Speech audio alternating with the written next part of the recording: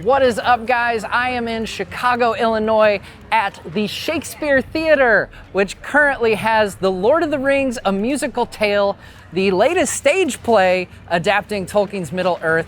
And not only are we gonna see the show, but we're gonna talk to some of the cast and see some of the effects and props from behind the scenes. I'm really pumped. I think this is gonna be really cool. One ring to rule them all.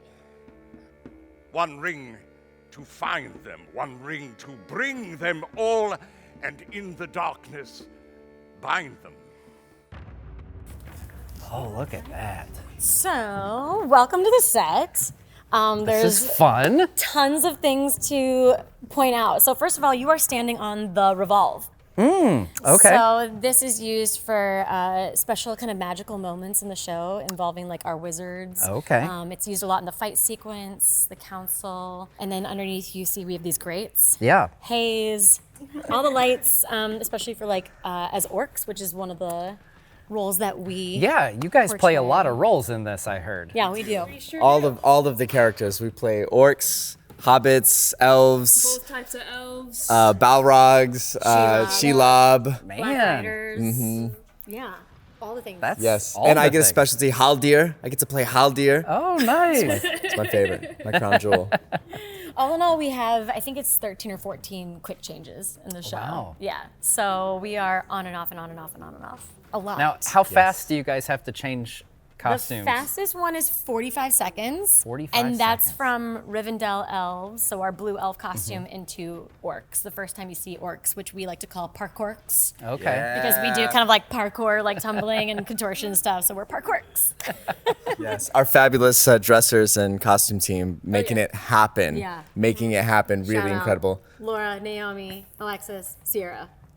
Yes, Brittany too, our cover dresser. Yeah. Do you guys ever have races to see who can get the quickest change? Is that like an ongoing Laura competition? and I kind of have a little bit of an unspoken rivalry going on. little bit. Yeah, every other night. Every time I make it before you, I'm like, I'm ready for my entrance. I know, which is hard. I'm the first orc that comes out, and I literally, out of that wing over here, I do a tumbling pass, so Simone Biles, watch out. But it is funny when Mia beats me out, because I'm like, dang it. I'm racing myself. It's a race against me. You know what I'm saying? I'm just trying to be a better me every time. You feel me? Yeah. So the set, though, Yeah. and I'm sure one of you beautiful humans will demo. We also have these ladders, Yeah. which Mia loves to climb. We use them a lot as orcs, and we use them a lot as our elves. You'll see Gollum using them a ton. Oh, But they're super sturdy. And then we have these ones here, which also slide in and out for different moments Okay. of the piece. I'll point it out quickly, but you'll talk to other people about it later. We have these really great like guitar holders, cello holders and whatnot, which I'm sure the musicians will tell you all about, Yeah. which is a cool feature. And then also back here, have you ever seen these before? Yeah, like at a Rock climbing rock gym. climbing, yeah. Yes. So our orcs use it, and also Tony, who plays Gollum, uses them as well. So it's not necessarily something you can see from far away. Yeah. But yeah, they're here. Do you want to give it a little try? Oh my gosh. Adi can I think help I you. have to. Yeah, you do. All right. Okay. All right. All right. Nice. So here we go. Yes. All right. Can I grab onto that, or is that? There we go. Yeah. Oh yeah. Pretty cool, right? Yeah. And then you've got a little smaller stage up here. Yes. Small platform behind which we have a subtly unsubtle nod to the ever-watching, ever-present Eye of Sauron. Yes. We have got some projections that go over the top to do lots of different moments, which is fascinating because, as you can see, it's very contoured and detailed, which means yeah. that our lovely projectionists have to accommodate for that in their design. Yeah. It also flies up in and out for Galadriel and for Gandalf and various reveal moments. And then let's go into our little cave. Okay. So this is where Shelob appears, Okay. which we're gonna give you a little hot peek at Oh, our nice. favorite girl. Watch the light Our here. queen. She's up here. Oh, look at that. Oh Yeah. my gosh. So I get to be the body of Shelob, and we fly her down in here gently as they're singing a beautiful duet, Arwen and Aragorn.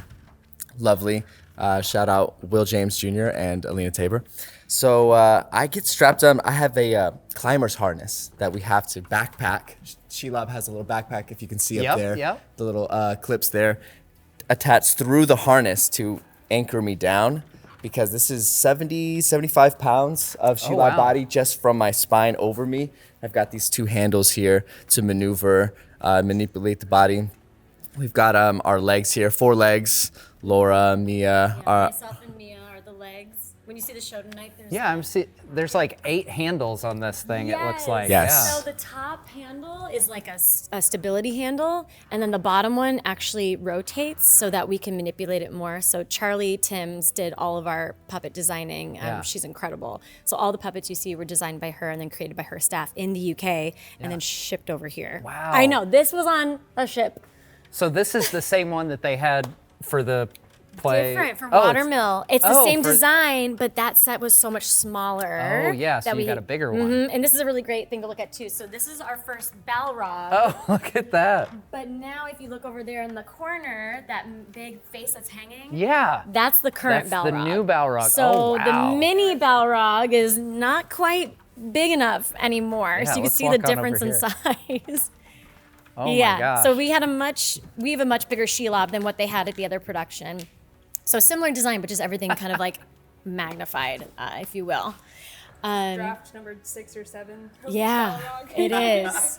Balrog's really cool. I mean, don't want to give away all the secrets from the show, but there's 5 of us under there making the Balrog happen, just like there's 5 of us in Shelob as well. Mia and I are the front legs of Shelob, and we're a little cheeky, which you'll see when you see the show later.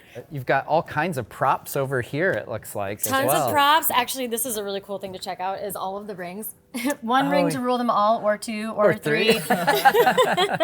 So that's awesome. there are multiple rings and necklaces throughout the show because different people have a hold of it at different times. Okay. So Sam and Frodo, and I know that our Arwen puts it on him at one point as well.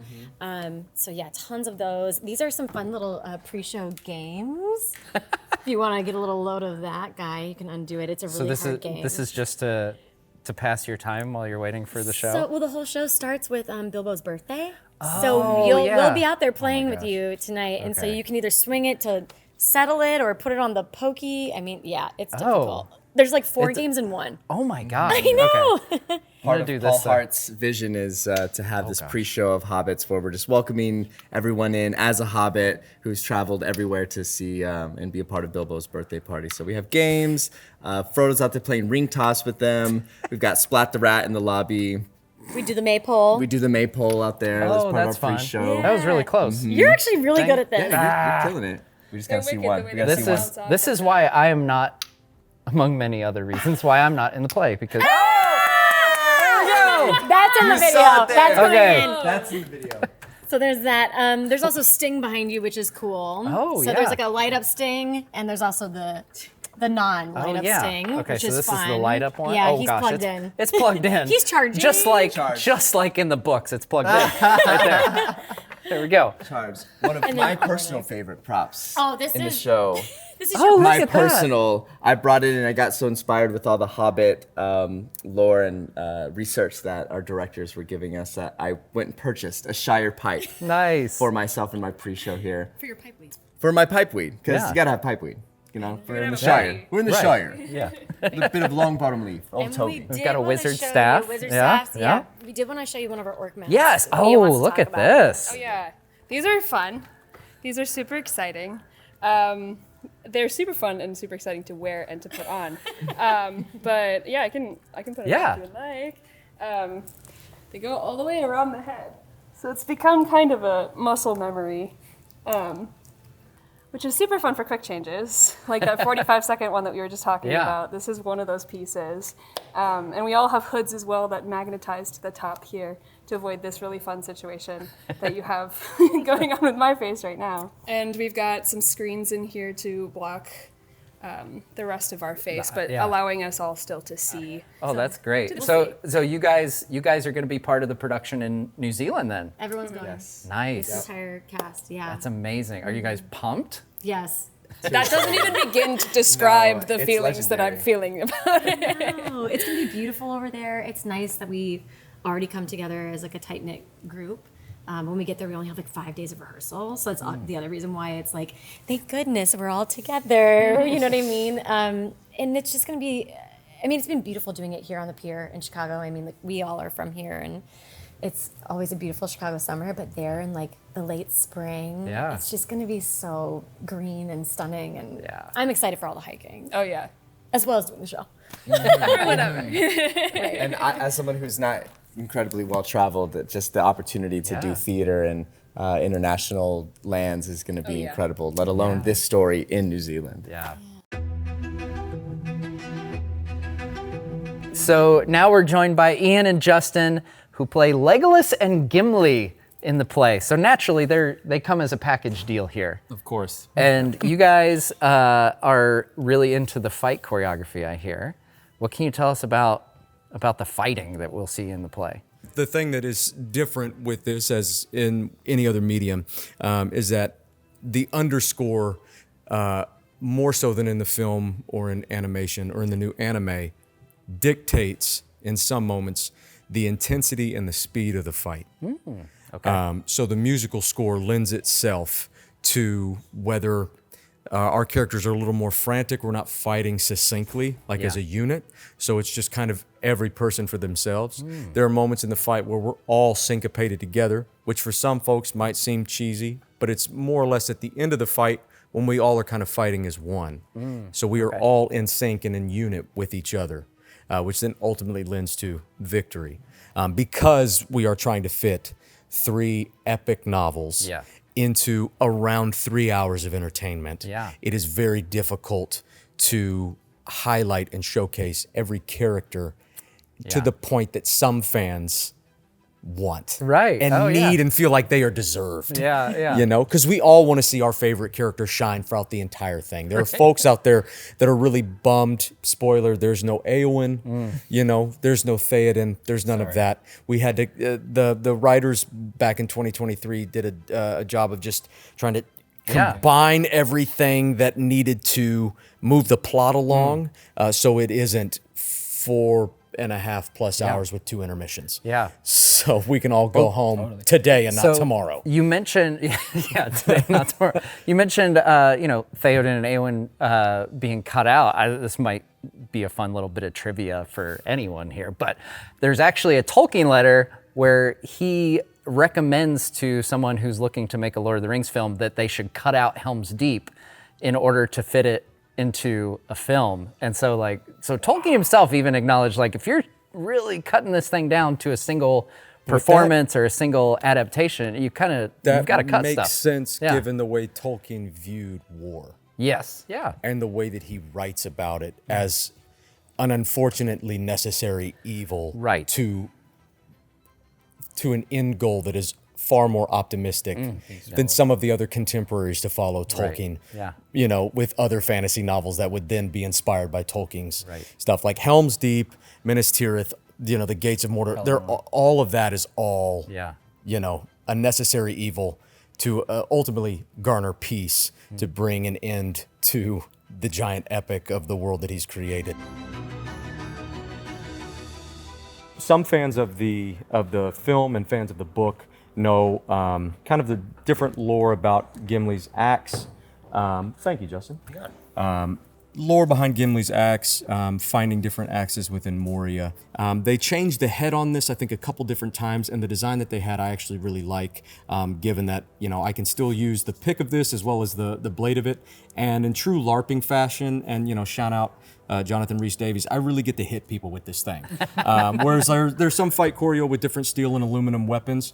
You kind of have to stage it accordingly, depending on what kind of stage you are, to kind of soft hit as far as just like if I'm coming at Justin, if this was like steel, let's see some demo here. Like if this was steel and aluminum, I wouldn't be able to necessarily make full contact. And given like if the camera is here, and Justin, if you wanted to come and just kind of back here, so if I come in and I'm coming in this way, I would just pull my force. So if you turn and face the camera, All essentially what I'm doing is I am stopping here, and Justin is selling everything, just given the nature of it. But because this is like a LARP, more foam than actual hard plastic or steel or aluminum, I can actually make a little more body contact. So even if the camera's there, I'm still coming in foam here and actually indenting inside of Justin and then pulling and ripping and doing all of that, which lends itself to the nature of this show. He's always wanted to do that, mind you. So. Especially on camera. I need full proof that, Justin should always mind his P's and Q's. Like, that's really what it is. So we'll find you in the background later, just wailing on Justin with your. Oh, of with your course, axe yeah. there. There are moments where we almost come to blows in the front part of the show, which is always a good time. Yeah, they have to remind us, hey, keep it They're easy. like, whoa. We get you hate each other, but damn. We're depending on the audience's imagination, right? Yeah. So we have to get pretty creative in terms of selling this combat. And like for me, you're not going to see any arrows flying. Like, I am dry firing a bow hundreds of times throughout the show. But, we have to make that work and sell it. And I think that's been really fun to, as you said earlier, like highlight the fun skills and parts of our respective characters, right? Everyone knows he's got the axe. Everyone knows I've got the bow, right? Yeah. The different parts of our characters, what we're going to do. And we've developed a lot of stuff as the course of the run has gone on, just to make it more fun for us and sell it. And there's small wins because there's so much going on, but we have a good time. Yeah. Besides Legolas and Gimli, obviously, what's your favorite element from this production? Totally. There's so much going on in the show, right? But I think the moments of heart that come through in the show are the most enjoyable. There's a moment, I mean, it's in the books, it's in the movies where Sam and Frodo are sitting down and talking about, will stories be told about us? What if we were in a story, right? And there's this gorgeous song that you'll get to see that gets told, and it's so simple and so beautiful. And the storytelling framework that we're working under and the musical instrument framework that we're working under, we're all standing around playing, singing along with them. It's gorgeous. And that's not something you can achieve in any other medium. And so I think for me, that's an exciting moment because you can sense from the audience how special and unique this is.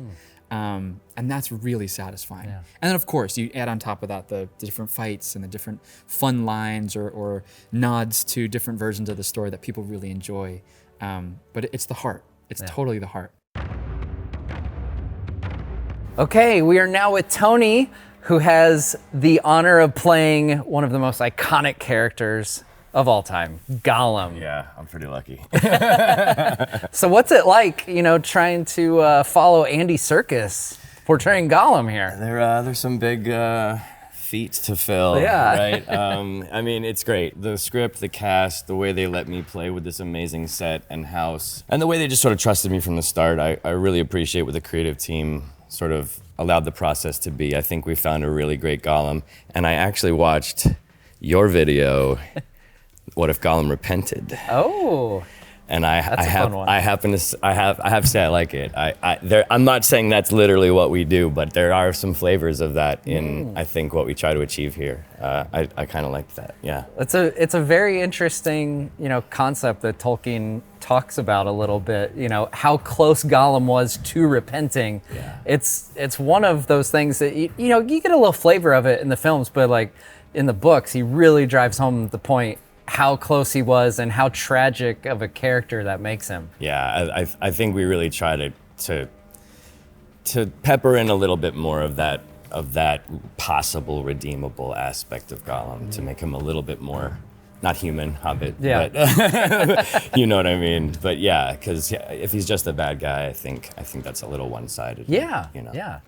Now, it looks like you've got some these are your Gollum shoes here? These are my my Gollum feet and these Vibram sort of 5-finger shoes, which are really great because they're super flexible and they allow me to essentially be barefoot without hurting my feet because I do crawl through the house.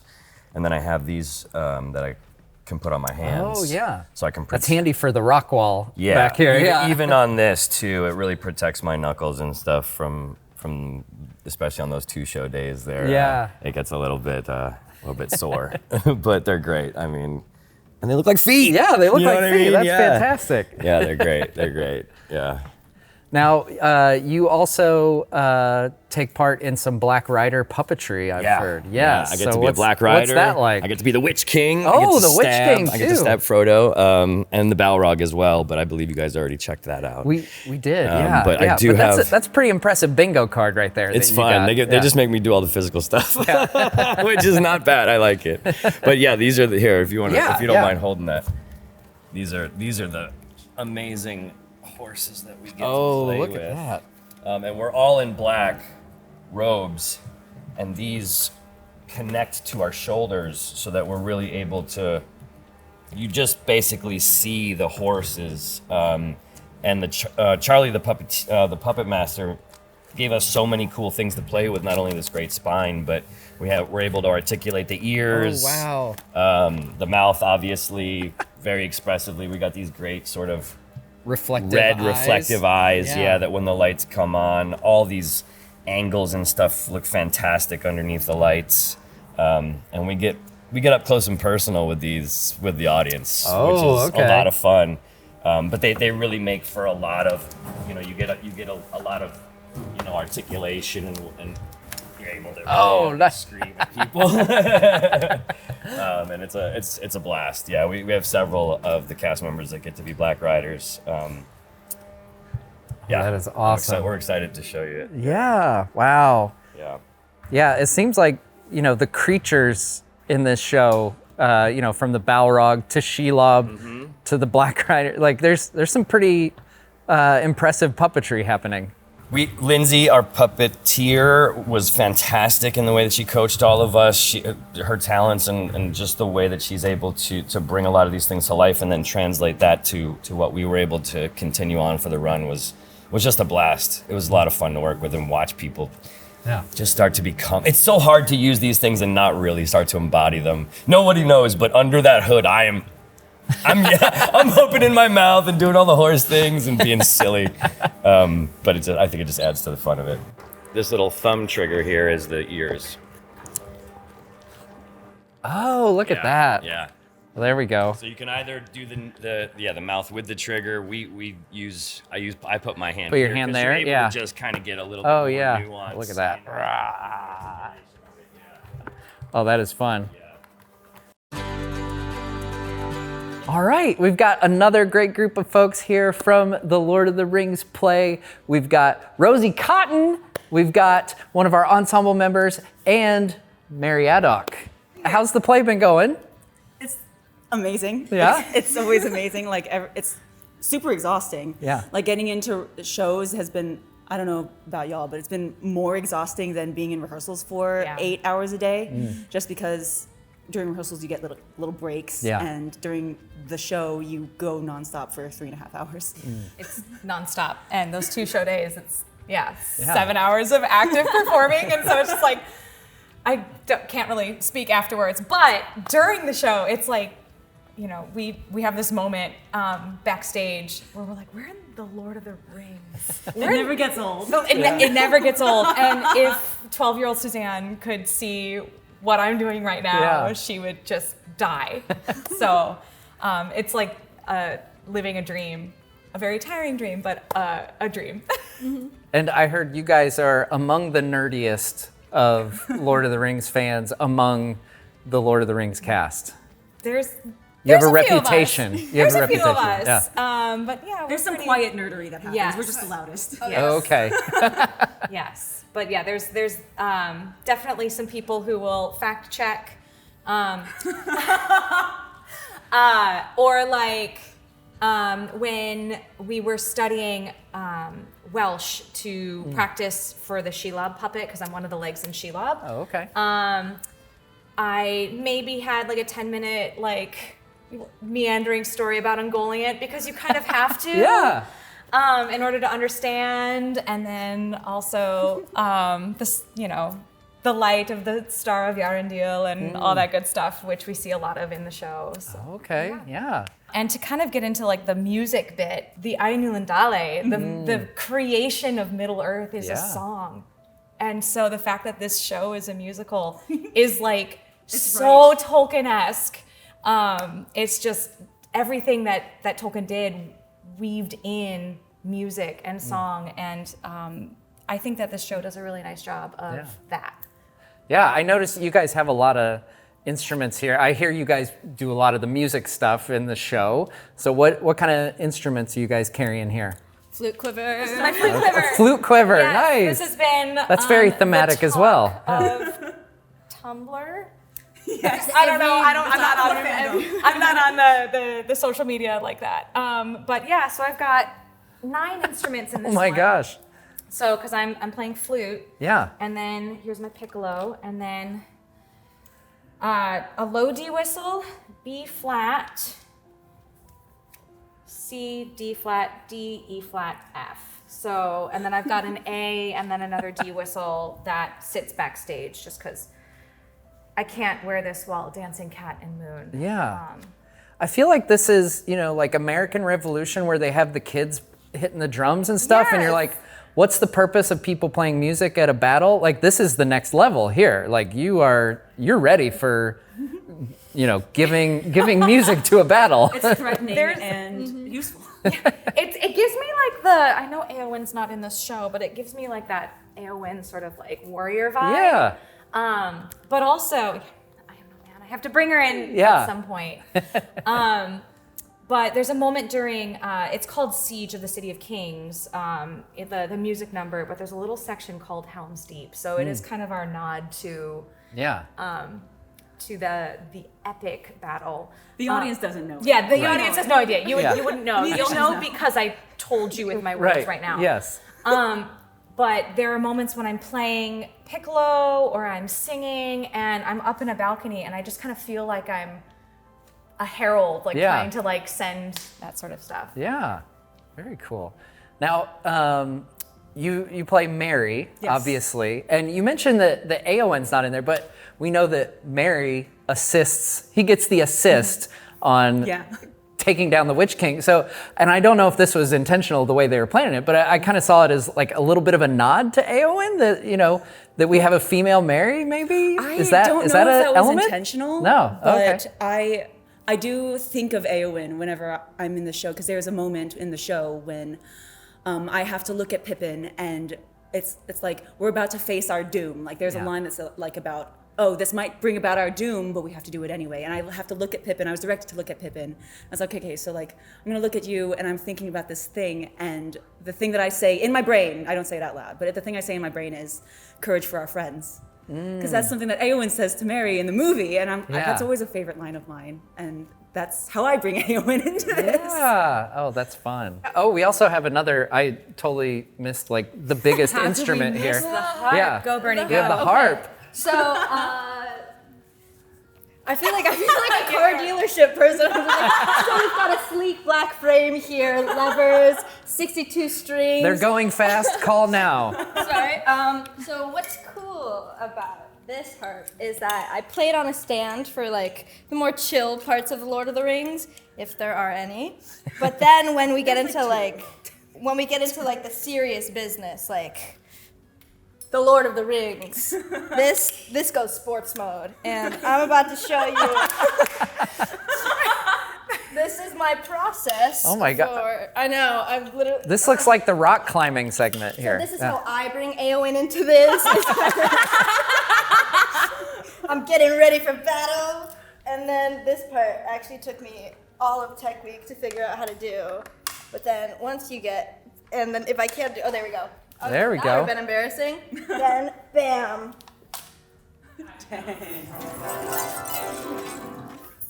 And then I just walk around. Yeah, I feel. I dance a little bit. Sing me the story of Frodo and the ring, fearless and bold, tired and cold.